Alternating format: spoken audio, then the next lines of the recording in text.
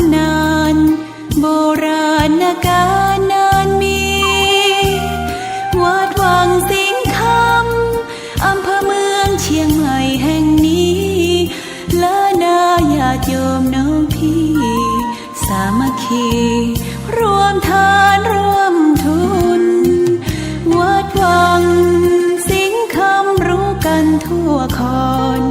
พระครูวิสิตศรีลาภรณ์เทศสอนให้พรเกื้อกูลเจริญพรญาติโยมคุณร่วมบุญร่วมแรงศรัทธาพระเจ้าทันใจคู่วัดวังสิงห์คำบารมีเลิศล้ำญาติโยมเลื่อมใสบูชาครูบาเจ้าศรีวิชัยให้พรมวลมิตรสิทธาพระประจำวันเกิดเสริมดวงชะตาให้อาหารปลาหน้าวัดสุขใจเชิญรวมบุญสงน้ำพระธาตุน้อมใจอภิวาทขอบุญสุขใจสุขกายไหว้พระขอพรองค์พระเจ้าทันใจหลวงพ่อประเสริฐเจริญพรอวยชัยให้ท่านสุขใจทั่วกัน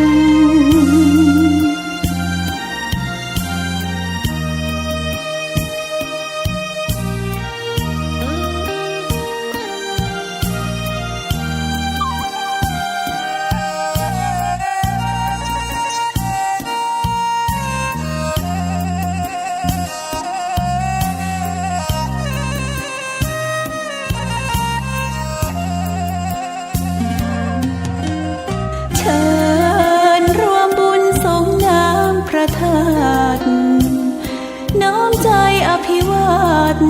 ขอบุญสุขใจสุขกายไหว้พระขอพรองค์พระเจ้าทันใจหลวงพ่อประเสริฐเจริญพรอวยชัยให้ท่านสุขใจทั่วกัน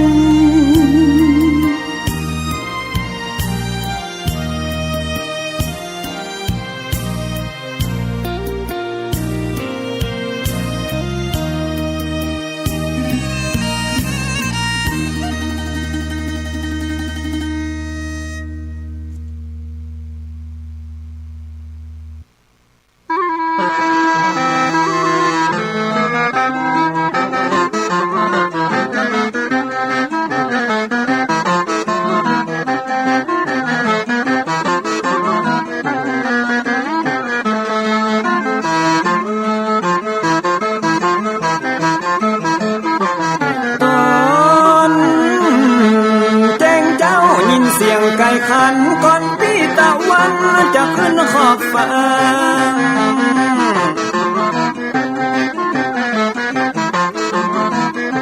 จะหันแสงทองทอแสงเจิดจ้าจัดการล้างหน้าอาบน้ำแต่งตัววันเริ่มต้นใหม่อย่าได้วันกลัวอย่าได้คุณมัวกังบนโศกคอ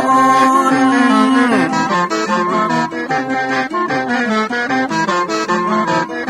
อย่าเอาน้ำคุณมาขังคอนอย่าเอาน้ำฮ้อนมาลวงหัวใจฮ้อนอ้วมอารมณ์คุณคองมาตอนฮับวันใหม่นี้น้องของได้น้อมเอานำทำคำสอนของพระชินวรประเสริฐเลิศล้ำ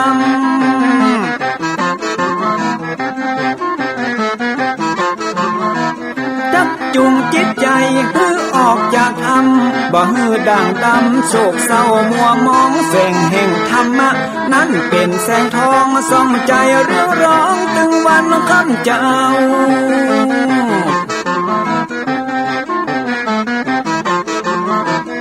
เอาศีลมานำเอาธรรมมาเฝ้าคือจิตใจเฮาจุงเย็นฝ่าฟันทุกเห็นต่อไปหน้าจะบ่ไหววันแต่เนิ่น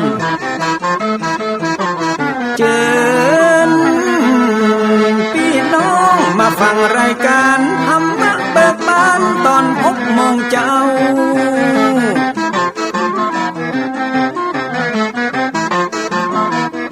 ฟังธรรมปื้นเมืองอันเป็นแบบเบาท่านพระครูวิสิทธิ์ศีลาภรณ์ตั้งใจเจ้าคณะตำบลป่าแดดนอนในเจ้าอาวาสวัดวังสิ่งคำตนนี้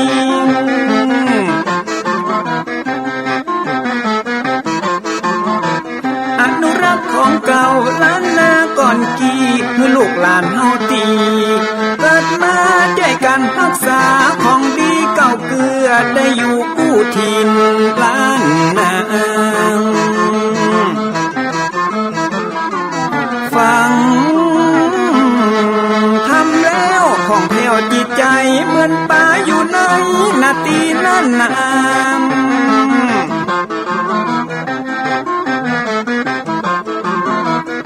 เหมือนไม้สลีอันมีไม้กำเหมือนเสืออยู่ธรรมดงดอยคุณเขาสุขของมนุษย์ยิ่งใจหมู่เฮาสุขที่ได้เอาธรรมะห่มตุม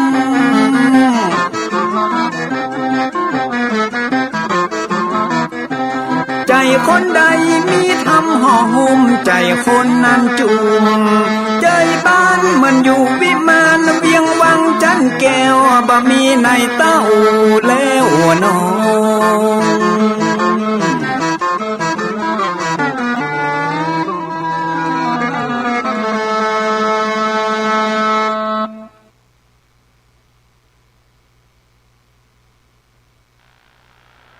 ขอยกมือ10 นิ้วกราบนอบน้อมอย่างพระติรัตนะแก้วเจ้าตั้ง3 ประการอันมีพระพุทธเจ้าพระสัทธรรมเจ้าพระสังฆเจ้าอันเป็นสรณะที่เปิ่งที่เคารพนับถืออันสูงสุดในชีวิตกราบคารวะแตบไตไวสาปุญญาปารมีธรรมที่ปรึกษาเจ้าคณะภาค7พระเดชพระคุณหลวงพ่อท่านเจ้าคุณพระเทพโกศลที่ปรึกษาเจ้าคณะภาค7เจ้าอาวาสวัดศรีโสดาพระอารามหลวงพระเดชพระคุณหลวงพ่อท่านเจ้าคุณพระธรรมเสนาบดีรองเจ้าคณะภาค7เจ้าอาวาสวัดพระบรมธาตุเจ้าดอยสุเทพพระเดชพระคุณหลวงพ่อท่านเจ้าคุณเจ้าคณะจังหวัดเชียงใหม่พระเดชพระคุณหลวงพ่อท่านเจ้าคุณรองเจ้าคณะจังหวัดเชียงใหม่ตลอดจนพระมหาเถรานุเถระเจ้าคณะพระสังฆาธิการภิกขุสงฆ์สามเณรจุตนจุองค์โดยความเคารพเจริญสุขเจริญปอนปอกไม่ออกสถานบุญสันนิบันตันเข้าจุหนุ่มเท่าใจยิงวันนี้ก็ขอน้อมต้อนรับทุกท่านเข้าสู่รายการมรดกธรรมกำเมืองทางสถานีวิทยุกระจายเสียงพระพุทธศาสนาแห่งชาติและสังคมคลื่นเพื่อการศึกษาพระพุทธศาสนาและวัฒนธรรมออกอากาศที่สถานีวิทยุวัดฝ่ายหินตำบลสุเทพอำเภอเมืองจังหวัดเชียงใหม่ในระบบคลื่นความถี่ FM 104.50 เมกะเฮิรตซ์สถานีวิทยุวัดหนองกายตำบลสันปะยางอำเภอแม่แตงจังหวัดเชียงใหม่ออกอากาศในระบบคลื่นความถี่ FM 99.75 เมกะเฮิรตซ์สถานีวิทยุ CM77 วิทยุอินเทอร์เน็ตล้านนาออกอากาศในระบบคลื่นความถี่ FM 97.5 เมกะเฮิรตซ์สถานีวิทยุพระพุทธศาสนาจังหวัดเชียงรายออกอากาศในระบบคลื่นความถี่ FM 99.50 เมกะเฮิรตซ์พร้อมนี้ก็มีวิทยุชุมชนเสียงตามสายห่อกระจายข่าวตลอดจนพี่น้องญาติโยมสาธุชนที่รับฟังสัญญาณอยู่ต่างอินเทอร์เน็ตรายการนี้ดำเนินโดยอาตมาภาพพระครูวิสิทธิ์ศีลาภรณ์เจ้าอาวาสวัดวังสิงห์คำตำบลป่าแดดอำเภอเมืองจังหวัดเชียงใหม่เป็นผู้ดำเนินรายการก็ได้น้อมนำสารธรรมคำสอนแบบพื้นบ้านล้านนาในรายการมรดกธรรมกำเมืองมาพบมาปะญาติโยมสาธุชนเป็นประจำกุวันก็เจริญปอน ญาติโยมทั้งหลายตั้งอกตั้งใจสดับรับฟังต่อไปณโอกาสบัดนี้นะโมตัสสะภะคะวะโตอะระหะโตสัมมาสัมพุทธัสสะนะมาสิงกาโรพุทโธอันว่าพระพุทธเจ้าตนผาเสริฐกว่าโลกตั้งสามเตสิตังพระก็เตสนายังเตวัตตูตั้งหาตันตั้งหลายจุงทอมทาดาฟังเพื่อฮือเป็นสัจจังแน่แจ้งฮือเป็นที่หูแห่งสังขารกู้วันคืนการกินการอยู่ทุกผู้กู้ยิงใจอย่าปากันอยู่บอดได้ปังเป่าเฮือปากันคืดเล่ายังโตนอันว่าปีเดือนวันหากขับบนมาหาแก่อันใจนั้นแต่หากว่าหนุ่มที่แต่ตาบ่จุ่มมืดมัวแม้นว่าผมยังหัวก็งอกเขี้ยวก็ลุดหล่อนออกไปหลายเนื้อหนังกายก็หดหูจักเป็นดังอีกู้ยิงใจควรดีปาการคงขวายกะตำบุญฮือตันรักษาศีลเมตตาภาวนาหาความดีใส่ตัวไปใจอย่านับใดอยู่นอนได้การตั้งตาให้ไผ่บ่หูอย่าได้ฟู่อูสักเสริญ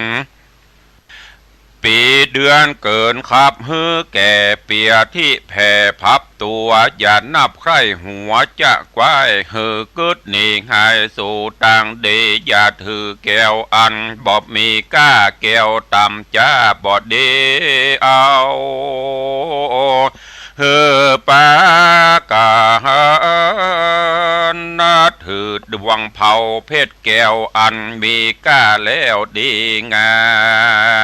ม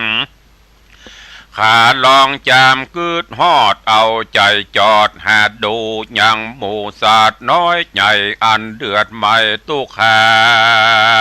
มเพราะจาติฮือเกิดมีเป็นมาจะราเบียดเบียนฮือเท่าเปียที่เข้าสู่เต็มตนมอลันดามาจนฮือตายจากจุผู้ก็หากเหมือนกันเสียงคนนั้นสะเศร้าตั้งเสียงสัตว์ออกล่าหากินดังสัตว์บินบนและเตี้ยวย่างไผ่บ่อาจอยู่ข้างเดานานกันมัดจุมันมาฮอดก็จางตายละต้อตนตัว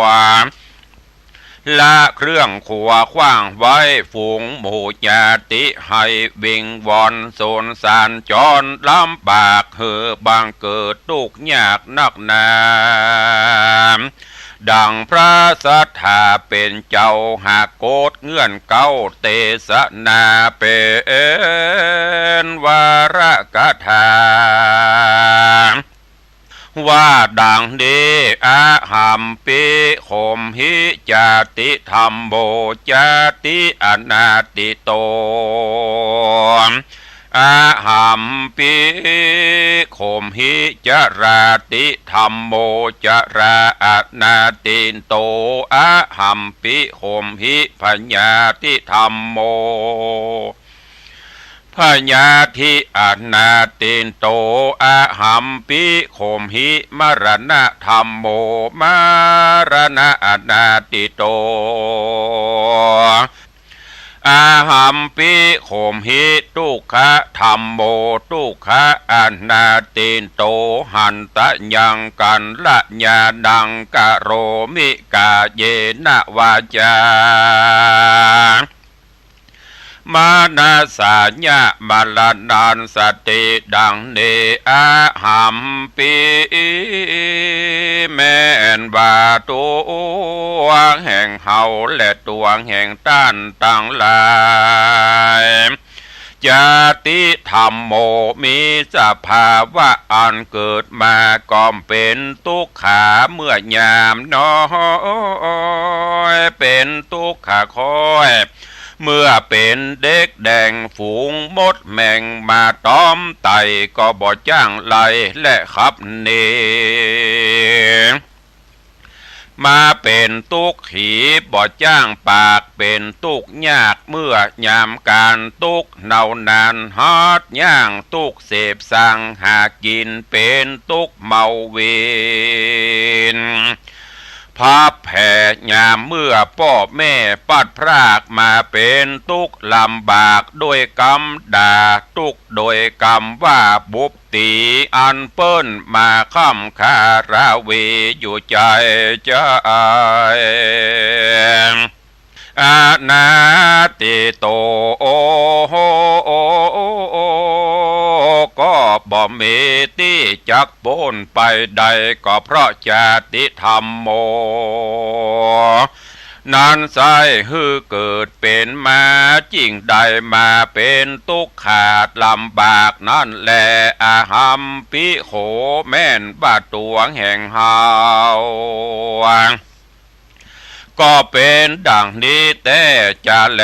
อาหัมปิโคแม่นตัวแห่งเฮาและต้านจลาติธรรมโมมีสภาวะอันเกิดแล้วก็ฮือเท่าค่ำจันดามีหน้าตาอันหิวซ้ำหนังก็มาญาณตาก็มาฟัง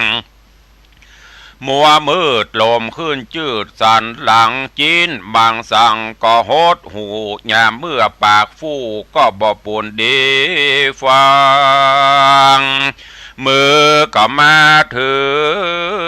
ไม้เต้าเนี่ยมาย่างกลมเก่าหลังโกสังมาเป็นตุกโคเมื่อยามแก่เท้าจากลูกนั่งก็เต้าสวยใสตุกขังมาบ่หายเหือดแห้งมาเป็นตุกแต่งตั้งธรรมอานาติโตโหบ่มีเวลาอันจะ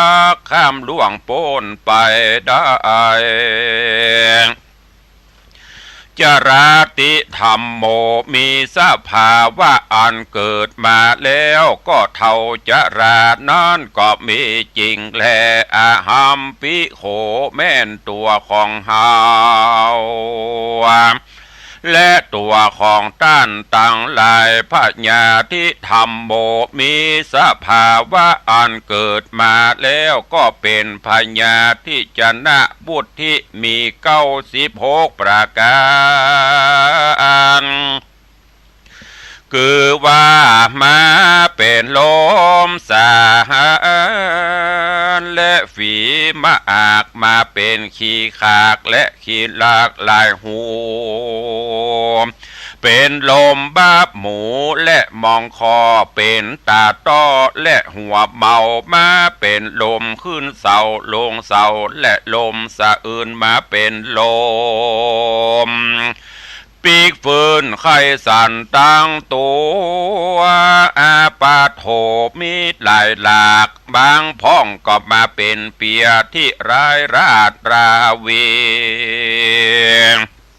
อานาติโต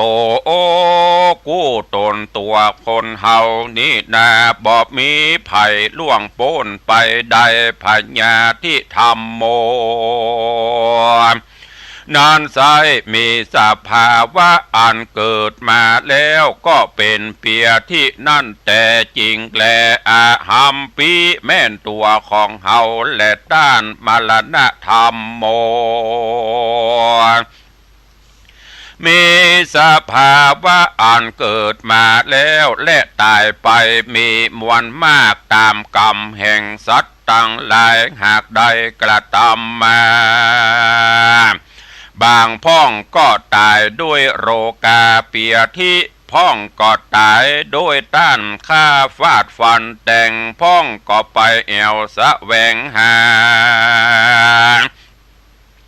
ซอกินในป่าเสือร้ายล่าคบตนพ้องก็มาเกิดกังวลโอนตาร้ายบ่เหือดบางพ้องก็มาตายกลิ้งเกลือกตกวังพ้องก็ตายเพราะด้านเอาคางใส่คอกไว้ออกมาบอดใดลวดเลยตายพ้องก็ตายที่หิมตังและในป่าตายที่ยอมยาและจอมปลวกดอยดิน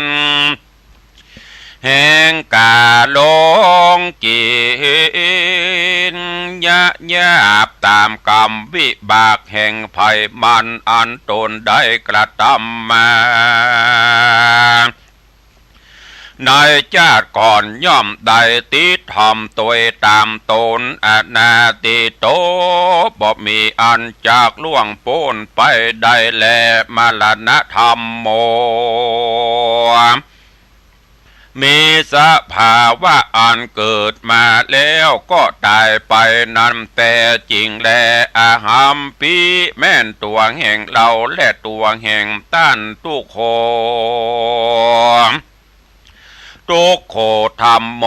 ก็จักมีสภาวะ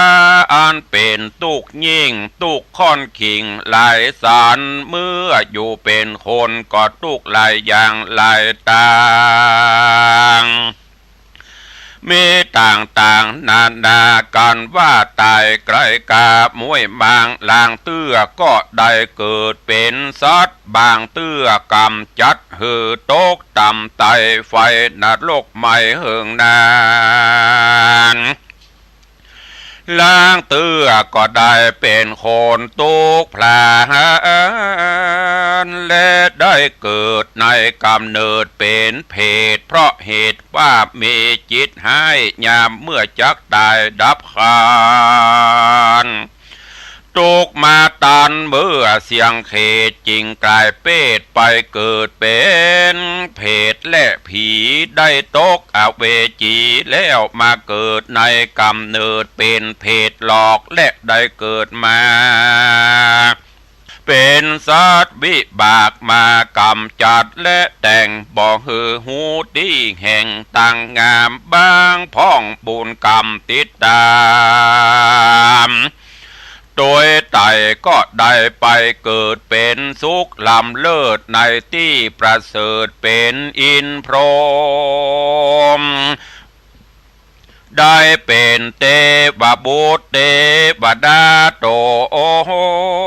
นวิเศษเพราะเหตุว่าอำนาจบุญกรรมเขตที่ใดกระทำมาอายุสังขาราก็ยืนมากกวางบอกมีที่อ่างต่างทุกมีแต่ความสุขหาประมาณบ่ได้อานาติโตบ่มีไผล่วงพ้นไปได้ทุกตัวคนแม่นแต่จริงแลตัดสมาเพราะเหตุดังอันแม่นว่าตัวแห่งเฮาและตัวแห่งต้านตั้งหลายการละญาติดังก็ควรรีบกระทำกรรมอันดีงามคือว่าฮือตานรักษาศีลเจริญเมตตาภาวนาไปใจกาเยนะโดยกายวาจาญะโดยปากมนาสาโดยใจแม่นคนที่ตายไปและดับขันฝูงคนอันอยู่ไปหลังก็บอกวันให้หาปริเวทนาอื่นอ่อน บอกกวนเป็นตุกย้อนโดยต่างตายบอกวันเสียได้โดยคาบเน่าบอกวันโศกเศร้าโดยมัจจุราชจะทำว่ำวายการให้หาคนตายนี่นาบ่เป็นภาระนาบุญสักอย่าเต้าเป็นทุกข์ลำบากแก่ผู้ให้ควันเดร่ำเปิงไปมาใจเพราะเหตุว่าเฮาร้องไห้มันก็บอกคืนมากาญากาตาแม่นตัวของเฮาก็ยังจากตายไปบ่จาก็ยังจากได้ไหวหน้าเข้าสู่มาจุลาจะทำความดีถือเอาเป็นกรรมฐานภาวนาไปใจฮือปากันได้พ้นจากห้องได้ขายแห่งสงสารจุงปากันได้ปันติบัตตามคำสอนแห่งพระบวรสอนสั่งเบือนดังน้ำตกหลังรินคำเทวตุโอตาฮือปากันจำเริญไว้จุวันอย่าได้ปากันอยู่ยำบอดได้ปางเป่าฮือได้กึดเล่ายังโตนมีใจเวโวนสอนใจต่างที่บอดดีไปต้านก็มาสอนบอกฮือแจ้งจอดในใจเมื่อชีวิตเป็นไปและตั้งอยู่ฮือได้สอนใจกูกับตนตัวอย่านับได้ใครหัวว่าตัวเฮายังหนุ่มนาจุ่มมีวานยามมัจจุราชมาตานเมื่อหนุ่มบาปเข้าซุ่มยามตายจักบ่สบายเพราะวิบากอันมาจักลากนำไปอย่าได้เกิดใจว่าตัวเฮายังหนุ่มเมื่อยามเท่าก้อยกระตำบุญร้อนว่าความตายมาสูญเมื่ออายุหนุ่มนั้นก็จักมรณะไปบ่มีอันใดจักเอาไปตัวใดมีแต่บุญกับบาปกรรมที่เฮาได้กระทำไว้ย่อมติดตามไปแลนะชายาอิวะเหมือนดังเงาเตรียมตนฮือได้สะเวยผลเป็นสุขและทุกข์กู้ตามกรรมสงสารอันนี้นอมัจจุราชธรรมนินอมันตึงบ่ป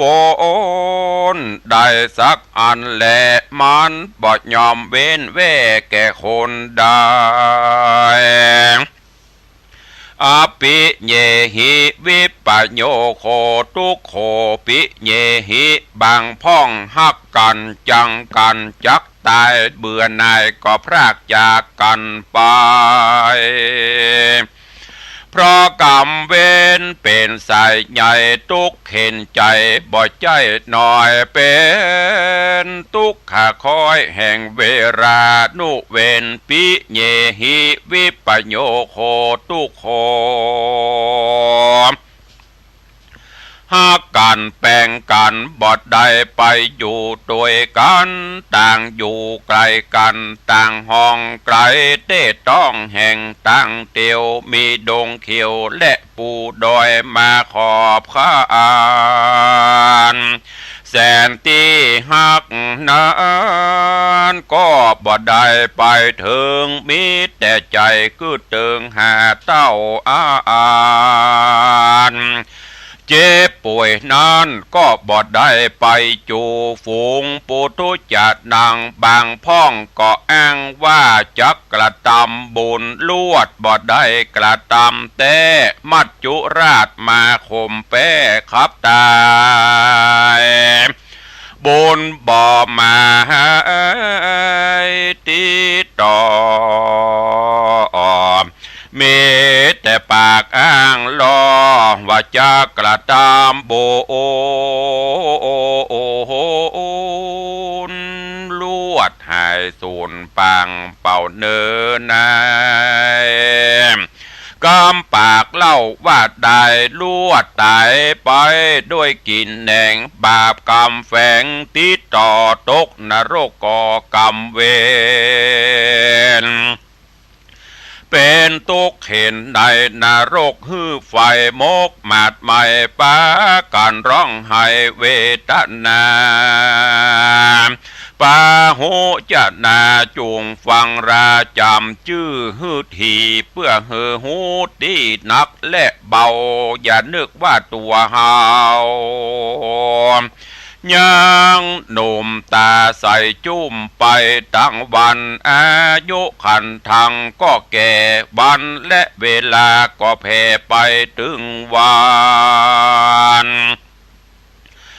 ปีเดือนวันปั่นหือเท่าแก่บ่เว้นแว่แก่คนใดสักคนปุถุชนเฮาทุกหมู่จุผู้กู้ยิ่งใจ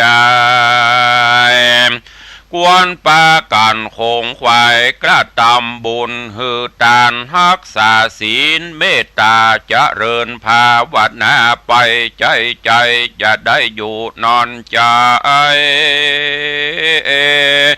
จงปากันจำศีลกินทานไปอย่าขาดอย่าได้ประมาทบุญกรรมการว่ากระทำบุญไปทีละเล็กละน้อยก็คือมีจิตเจตห้อยตั้งบุญเต็มว่าใดตันน้อยก็จูงมีจิตเจตห้อยในบุญญาเขตก็จักเป็นเหตุฮือมีกุศลหลายอุปมาเหมือนไฟนิดเดียวบ่ได้เผาป่าก็ยังลูกไม่กว่าลามลายอย่ากระทำบาปหมายผิดแผกตัวเฮาจักได้เบาบาปตายโดยอุปมาเหมือนคนขี้โขยมาป้ออย่าได้ก่อบาปแม้แต่นิดเดียวมันจากโลกเป็นเปรตท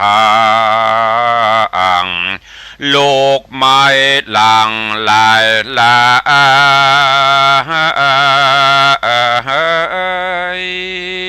ปากันได้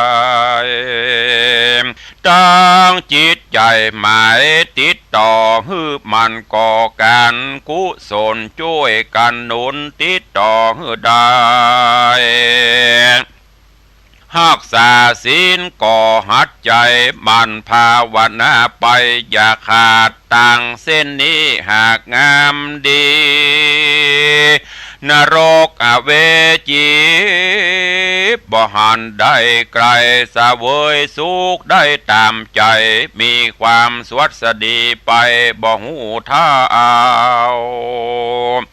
มีอายุยืนเตียงเต้านอตีคามคือว่านิพพานาเวียงแก้วอันเป็นที่แล้วคือยอดนิพพานาก็มีโดยประกาศดังกล่าวมานี้แหละนะนิธิตังขีญาสังวันนาอันกล่าวเทศนายังเทวทูตตั้งหาก็บังโกมสมเรศเดช ญาติโยมศรัทธานาบุญตันสาธุชนทั้งหลายวันนี้ตุเจ้าได้นำเอาธรรมเทศนาสอนจิตสอนใจเตือนจิตเตือนใจญาติโยมตันสาธุชนทั้งหลายคือเรื่องเทวทูตทั้งห้าหรือว่าทูตของเทวดาที่ได้มาปกเกล่าวเป่าสารเตือนญาติโยมศรัทธาบ่ให้ได้มัวเมาประมาทในชีวิตในความเป็นอยู่จะไปเกิดบ่ตัวหนุ่มกำนำไม้กำลังวังชายังแข็งแรงอยู่บัดถึงเวลาที่จะต้องตายง่ายเตื้อมัจจุราชยังมาถึงเติงง่ายเตื้ออันนั้นเป็นการเกิดที่ผิดเนอะมันว่าความตายมันบ่พึงเบนใบแก่ภัยผู้ใดกรรมมาถึงมัจจุราชมาเติงตันย่อมจะต้องปัดต้องพรากต้องตายจากกันไปบ่เลือกหนุ่มบ่เลือกแก่บ่เลือกเท่าชะแลแก่ชราเพราะฉะนั้นเฮาเกิดมาแล้วก็ต้องมันสร้างคุณงามความดีเมื่อเจ้าเฮาตื่นมาพบเฮายังมีลมหายใจอยู่นั่นก็แสดงว่าเฮายังจะต้องอยู่ผจญในโลกนี้กับสิ่งหลายๆอย่างอย่างที่เปิ้นว่าโลกกระทำ8ที่ครอบงำในตนในตัวเฮาถึงวันบางวันก็ดีใจบางวันก็ทุกข์ใจบางวันก็สุขบางวันก็ทุกข์บางวันก็ได้รับเสียงสรรเสริญเยินยอบางวันก็ได้รับเสียงติฉินนินทาสิ่งเหล่านี้ที่มันครอบงำจิตใจครอบงำสัตว์โลกอยู่ถึงวันและจะต้องเป็นไปตามกรรมได้ยศพ่องเสื่อมยศพ่องได้ลาภเสื่อมลาภพ่องเนี่ยมันบ่แน่นอนเสมอไปคระเคล้ากันไปที่สำคัญแล้วเฮาจะต้องมีจิตใจคือเป็นบุญเป็นกุศลจิตใจเป็นสมาธิใจสติปัญญาพินิจพิจารณาอันไหนดีก็ปฏิบัติไปอันไหนที่มันบ่ดีก็เลิกละไปจะไปเป็นปัญหาสังคมลูกหลานก็เช่นเดียวกันต้องเป็นลูกที่ดีของพ่อของแม่เป็นลูกหัวแก้วหัวแหวนช่วยเหลือและที่สำคัญนั่นดีบดีดูที่ความกตัญญูกตเวทิตาธรรมลูกเต้าคนไหนดีบดีพอที่มีความกตัญญูฮู้คุณพ่อฮู้คุณแม่เข้าตามน้ำเนาะช่วยเหลือเพื่อแผ่สงเคราะห์อนุเคราะห์คือพ่อแม่ได้ตุกอกตุกใจคือพ่อแม่ได้เจ็บกรรมละกรรมใจคือพ่อแม่ได้ต้องมันละเวเหหนเป็นทุกขบนกับตนกับตัวเนี่ยคือพ่อแม่บำรุงพ่อแม่ด้วยอาหารกายด้วยอาหารใจอาหารกายนั่นก็คือเข้าตำน้ำเนาะเลี้ยงดูปูเสื้อผ้าอาภรณ์ผลหมากหลากไม้อันไหนที่หันบ่าควรแก่การที่จะนำไปคือพ่อคือแม่ผู้มีพระคุณก็นำไปแต่จะไปรอบางพ่องนี่โอ้พ่อแม่บ่เคยอย่างยุกผลไม้บะเดียวตามฤดูกาลพ่องนอกฤดูกาลพ่องพ่อแม่บางคนบ่ได้กินเอาไปฮื้อเปิ้นกินเอาไปส่งฮื้อเมื่อเปิ้นมีใจยังดังสาบนี่เปิ้นว่ายามเจ็บไข้ได้ป่วยกินหยังบ่ได้เอาไปเนาะเต็มมันป้อกินนิดหน่อยเนาะแม่กินนิดหน่อยเนาะกินก็บ่ได้คือกินเมื่อยามเปิ้นอยู่สุขสบายนี่ที่สำคัญเนี่ยมันนึงคืออาหารใจจะไปแย่อย่างคือพ่อคือแม่ได้ทุกอกทุกใจจะไปสร้างความลำกำลำบากคือพ่อคือแม่ได้น้ำตาตกอันนี้เป็นสิ่งสำคัญและที่สำคัญเนี่ยมันนั่นก็คือเฮาฮู้วันเกิดแต่เฮาบ่ฮู้วันตายวันเกิดมาปุ๊บส่วนเสเฮฮากินเหล้ากินเบียร์เต้นห้องเพลงกันบุญวะบุญวายม่วนแต่วันตายเฮาบ่ฮู้จะตายที่แห่งโหนตำบลใดตายด้วยอาการจะได้เฮาก็บ่สามารถที่จะฮู้ได้ดังนั้นเทวทูตทั้ง5ได้มาเตือนสติเฮาท่านทั้งหลายอย่าได้ประมาทในความเป็นอยู่ในชีวิตเร่งรีบสร้างกุศลคุณงามความดีตายแล้วบุญกับบาปตานะที่จะติดตามตนตัวเฮาไปเพราะลูกหลานก็ตึมไปตัวเฮาฮักกันปานใดก็จ้างเขาก็ตึมไปตัวยกศพขึ้นกองฟอนจิบพาเผาคนก็ไปส่วนคนผีก็ไปส่วนผีอันนี้เป็นสัจธรรมที่เฮาฮู้เฮาหันกันปัจจุบันนี้รถรางบ้านจองหอเฮือนเรือกสวนไร่นากามเขตที่เฮามีเมื่อยังมีชีวิตอยู่อันนี้ของกูอันยังก็ของกูของข้าตายแล้วไม่ได้เป็นของกูของข้าซักอย่างเป็นของคนอื่นไปหมด บางเตื้อห่วงไว้ให้ลูกให้หลานบ่กินบ่ใจบ่ขายสุดท้ายมาเฮาตายละลูกหลานขายไปหมดอันนี้เป็นสิ่งที่เฮาฮู้เฮาหันในปัจจุบันนี้ก็ขอฝากฝังไว้เน้อกับปออกไม่ออกศรัทธานาบุญพุทธศาสนิกชนเฮาเต้าข้าทั้งหลายนำไปคิดพิจารณาแล้วก็นำไปสอนตนสอนตัวสอนลูกสอนหลานเอาไปประพฤติปฏิบัติกันขอความสุขสวัสดีบังเกิดมีกับญาติโยมท่านสาธุชนทั้งหลายอยู่เย็นเป็นสุขจุ่มเนื้อเย็นใจขอให้มีสุขภาพพรานามัยสมบูรณ์แข็งแรง120 ขวบเข้าพรรษาได้อยู่กินอยู่ตานปรารถนาได้สมความปรารถนาเหมือนกันจุตนจุองค์จุผู้จุคนเนอจัตตารโอธรรมาวัฏันติอายุวันโนสุขัง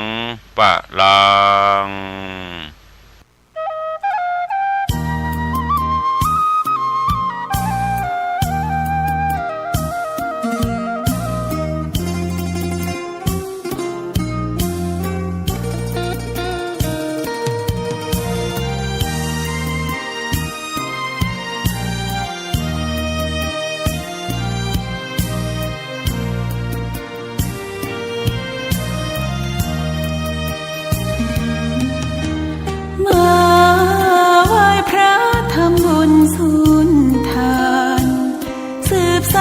ตำนานโบราณกาลนานมีวัดวังสิงห์คำอำเภอเมืองเชียงใหม่แห่งนี้และนาญาติโยมน้องพี่สามัคคีรวมทานร่วมทุนวัดวังสิงห์คำรู้กันทั่วคอนพระครูวิสิตศรีลาภรณ์เทศสอนให้พรเกื้อกูลเจริญพรญาติโยมคุณร่วมบุญร่วมแรงศรัทธาพระเจ้าทันใจคู่วัดวังสิงห์คำบารมีเลิศล้ำญาติโยมเลื่อมใส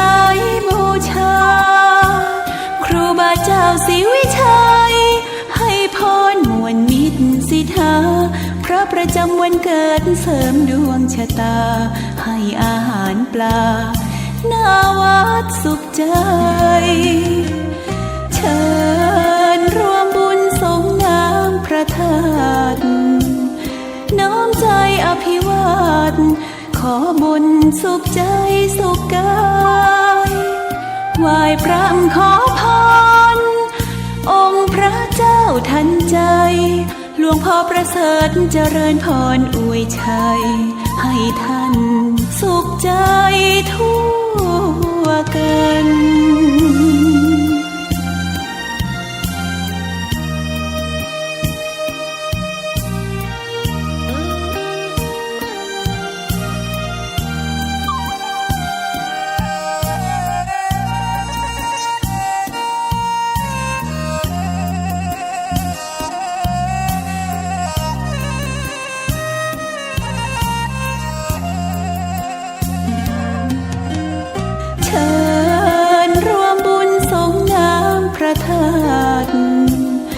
น้อมใจอภิวาท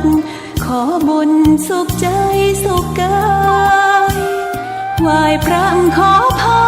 รองค์พระเจ้าทันใจหลวงพ่อประเสริฐเจริญพรอวยชัย